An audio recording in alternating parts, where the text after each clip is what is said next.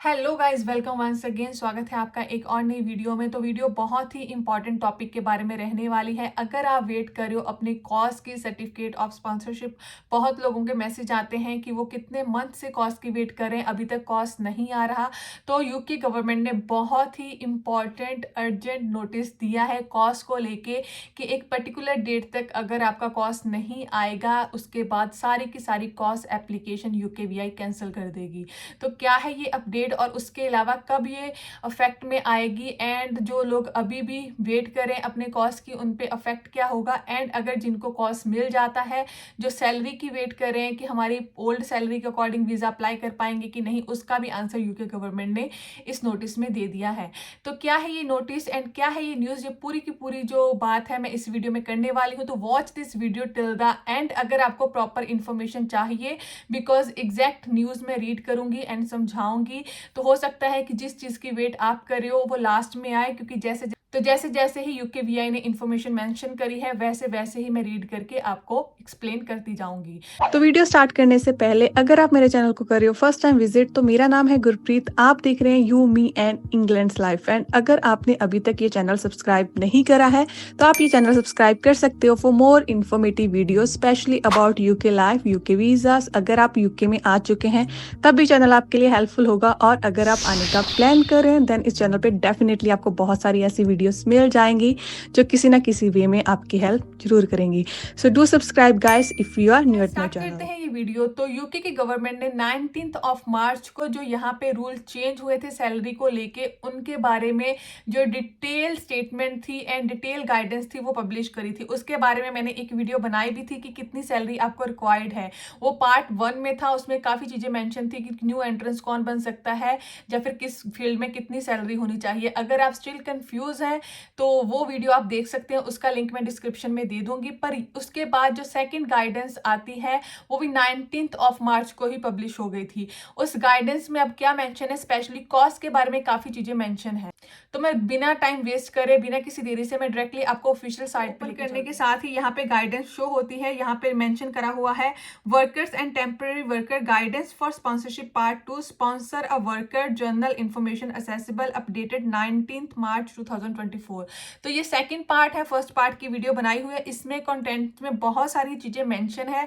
तो आज की वीडियो में इन सारी चीजों को कवर नहीं करूंगी। आज की वीडियो में मैं एक जो लास्ट में मेंशन है important information about certificate of sponsorship, सिर्फ उसी को बताने वाली हूँ, क्योंकि ये सारी अगर इंफॉर्मेशन देने लगी तो वीडियो बहुत लंबी हो जाएगी। तो इसके लिए मैं सेकंड वीडियो अपलोड करूंगी कि क्या रिक्वायरमेंट है, क्या जो सारी चीजें बताई हुई है, इसके लिए अलग से वीडियो आएगी।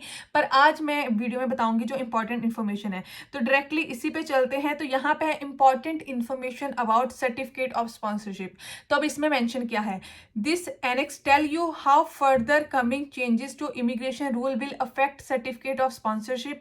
You should read the annex carefully to ensure you understand how these changes may affect you and your sponsored workers and any action you need to take। में जो बताया गया है यही बताया गया है कि जो भी रूल चेंज हो गए उनका सर्टिफिकेट ऑफ स्पॉन्सरशिप पे क्या अफेक्ट पड़ेगा, और ये रूल कंपनी के लिए भी इंपॉर्टेंट है, जो एम्प्लॉयर है, एंड एम्प्लॉय के लिए भी इंपॉर्टेंट है।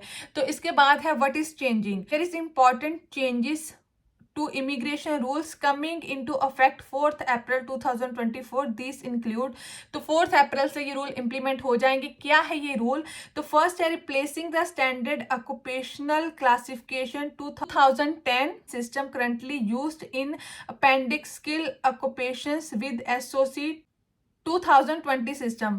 This will mean changes to some occupation code number and job description। जो स्टैंडर्ड ऑक्यूपेशनल लिस्ट है 2010 जो कि अभी तक यूज हो रही है, उसे ये रिप्लेस कर रहे हैं स्टैंडर्ड ऑक्यूपेशनल लिस्ट 2020 के साथ। एंड इसमें कुछ जॉब की डिस्क्रिप्शन भी साथ में चेंज हो जाएगी 4th ऑफ अप्रैल के बाद, एंड कुछ जॉब्स के कोड भी चेंज हो जाएंगे। इसके बाद सेकेंडली इन्होंने मेंशन करा है increasing salary threshold for skill worker, global business mobility worker, scale up worker and seasonal worker. तो जितने भी ये वीजा रूट मेंशन है इन सब की सैलरी इंक्रीज हो जाएगी फ्रॉम 4 अप्रैल। तो अगर आपको ये सैलरी का नहीं पता कितनी इंक्रीज होगी और किस फील्ड में आपको कितनी सैलरी चाहिए, अगर आप यहाँ पे PSW पे हो, स्टूडेंट वीजा पे हो, या फिर आप न्यू एंट्रेंस कौन बन सकता है, इस सब के लिए मैंने ऑलरेडी एक डिटेल वीडियो बनाई हुई है। उसका जो लिंक है पार्ट 1 का वो मैं डिस्क्रिप्शन में आपको प्रोवाइड कर दूंगी, तो आप उसे भी देख सकती हो। तो इसके बाद यहाँ पे this changes will affect any application from entry clearance to permission supported by certificate of sponsorship assigned on or after 4 April 2024।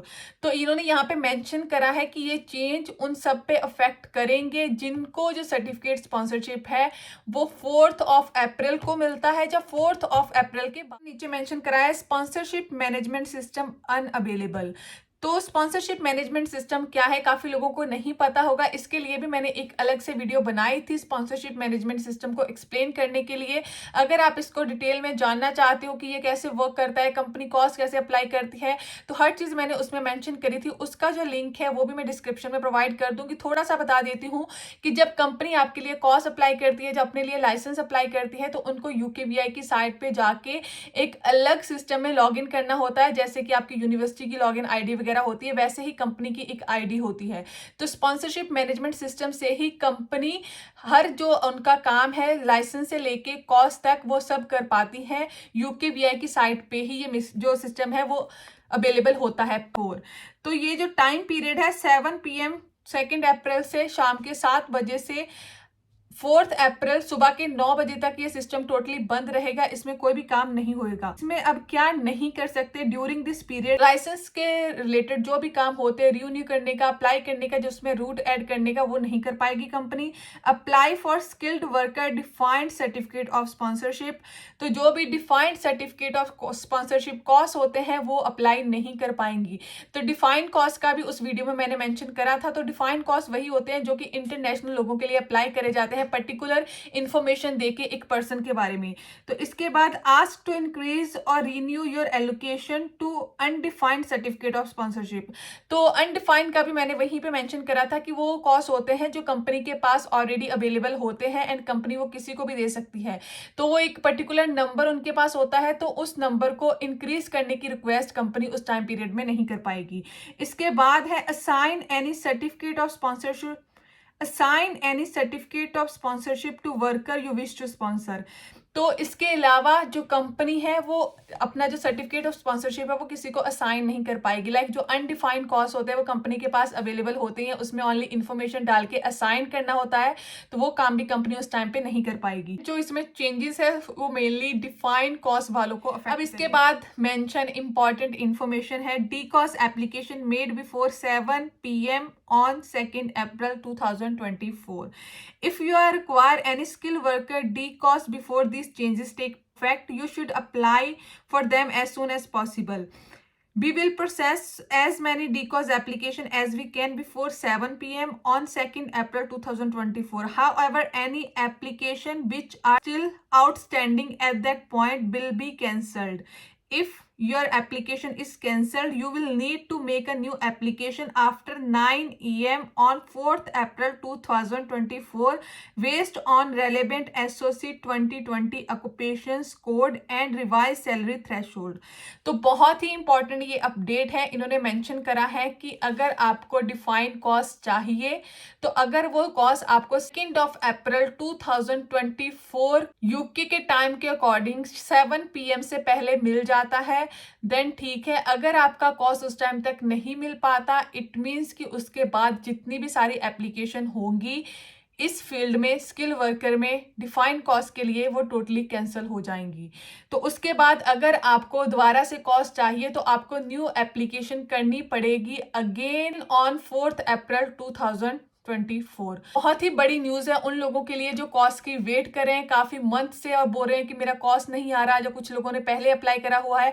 अगर आपका कॉस्ट 2 अप्रैल 2024 शाम के 7 बजे यूके के टाइम के अकॉर्डिंग नहीं आया है, उसके बाद आपको कॉस नहीं मिलेगा, आपको नया कॉस अप्लाई करना पड़ेगा with new salary threshold. Mention करा है you should take care to submit all relevant information with the CoS application so we can process it quickly. Do not have to cancel it. We are unlikely to able to process your application in time if we need request further information.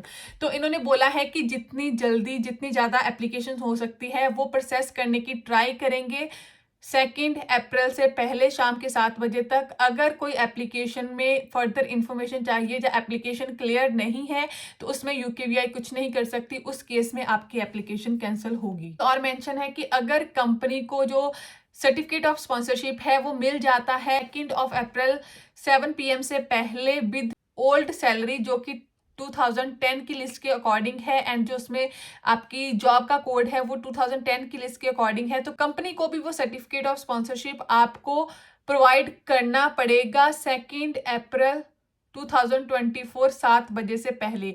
अगर company ऐसा नहीं कर पाती तो उसके बाद वो cos भी कैंसिल हो जाएगा एंड आपको अप्लाई करना पड़ेगा फिर से एक new cos with new salary threshold. ये स्किल वर्कर वालों के लिए है जिनको सैलरी थ्रेशोल्ड चाहिए अपनी जॉब में। बाद है undefined certificate of sponsorship allocation. Undefined cost होते हैं जो कंपनी के पास ही होते हैं, उनके बारे में इंफॉर्मेशन दी गई है। उसमें यही बोला गया है कि अगर कंपनी को इंक्रीज करने हैं नंबर तो वो 2 अप्रैल से पहले करना पड़ेगा। अगर कंपनी ने किसी को जो कॉस्ट वो असाइन करने हैं अप्रैल 7 बजे तक ही कर सकते हैं वो, अगर वो नहीं करते हैं तो उसके बाद उनको न्यू कोड्स के अकॉर्डिंग ये जो अनडिफाइंड कॉस्ट है वो देने पड़ेंगे। एंड जो लास्ट में यहाँ पे मेंशन है if you have any undefined cost with status of work in progress or ready to go and have not assigned them by 7 PM on 2 April 2024, you will need to update them with relevant SOC 2020 occupation code and ensure they meet all the revised salary threshold before you can assign them to worker. तो यहाँ पे mention है कि अगर कोई cos है वो ready to go है या फिर है इन प्रोग्रेस है, अभी पूरी तरीके से यूके गवर्नमेंट ने उसे एक्सेप्ट नहीं करा है, तो उस केस में भी कंपनी आगे वो फॉरवर्ड नहीं कर सकती। उस केस में वो 2 अप्रैल के बाद कैंसिल हो जाएगा। अगेन न्यू सैलरी थ्रेशोल्ड के साथ कंपनी को अप्लाई करना पड़ेगा आफ्टर फ्रॉम 4 अप्रैल के बाद। इंपॉर्टेंट इन्फॉर्मेशन उन लोगों के लिए है जिनका डाउट था कि अगर उनका कॉस्ट पहले आ जाता है तो क्या वो अप्लाई कर सकते हैं वीजा की नहीं। तो क्या मेंशन है cost assigned before 7 PM on 2 April 2024. DCOS or UCOS defined or undefined costs which have been assigned to worker before 7 PM on 2 April 2024 will not be cancelled. They will remain valid for normal 3 months validity period. तो जो भी cost है जो 2 अप्रैल 7 बजे तक आपको मिल जाते हैं वो कैंसिल नहीं होंगे, चाहे आपने वीज़ा अप्लाई करा है चाहे आपने वीज़ा अप्लाई नहीं करा है, वो सेम रहेंगे फॉर फर्दर 3 मंथ्स। इसके बाद लास्ट में मेंशन है application for entry clearance or permission to made using this CoS will be consider with reference to the salary threshold and SOC 2010 occupation codes under the immigration rule in place before 4 April 2024. Even the worker applies on after that date. तो ये बहुत बड़ा relief है उन लोगों के लिए जिनको कॉस्ट ओल्ड सैलरी पे मिल जाएंगे 2 अप्रैल से पहले उन पे कोई भी न्यू सैलरी थ्रेशोल्ड नहीं लगेगा अगर वो अपना वीज़ा आफ्टर 4 अप्रैल भी अप्लाई करते हैं। तो ये बहुत बड़ा रिलीफ है। बहुत लोगों का क्वेश्चन था कि अगर मुझे कॉस्ट मिल जाता है तो क्या मैं वीज़ा अप्लाई कर पाऊंगा।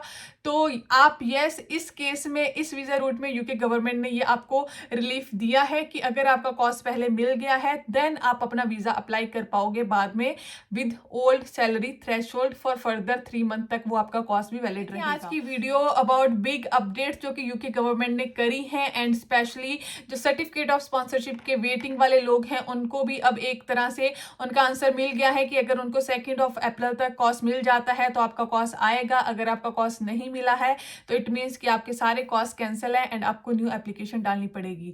तो स्टिल अगर आपका कोई डाउट है तो नीचे मुझे कमेंट सेक्शन में मेंशन कर सकते हो। उसके अलावा आप मुझे फॉलो कर सकते हो on other social media platforms. मेरे सारे सोशल मीडिया प्लेटफॉर्म्स का जो लिंक है नीचे मैंने एक लिंक ट्री का लिंक दिया हुआ है, उसको क्लिक करने से सिंगल क्लिक पे आपको सारे के सारे सोशल मीडिया प्लेटफॉर्म मेरे मिल जाएंगे। तो अगर आपकी कोई क्वेरी है आप वहां पे जाके भी पोस्ट कर सकते हो, मैसेज कर सकते हो, और अदरवाइज आप कमेंट सेक्शन में भी मेंशन कर सकते हो। मेरा सेकंड यूट्यूब चैनल भी सब्सक्राइब कर सकते हो अगर आप यूके लाइफ के बेस्ड पे कुछ और वीडियोस देखने में इंटरेस्टेड हो। जो वीडियोस की बात मैंने वीडियो करी थी उन सब का लिंक भी नीचे डिस्क्रिप्शन में मेंशन है। एंड इस न्यूज़ का जो सोर्स है ऑफिशियल साइट, उसका लिंक डिस्क्रिप्शन में मेंशन कर दूंगी अगर आपने खुद रीड करना है तो गाइस मिलते हैं नेक्स्ट वीडियो में। Till then keep subscribing, keep supporting, bye bye.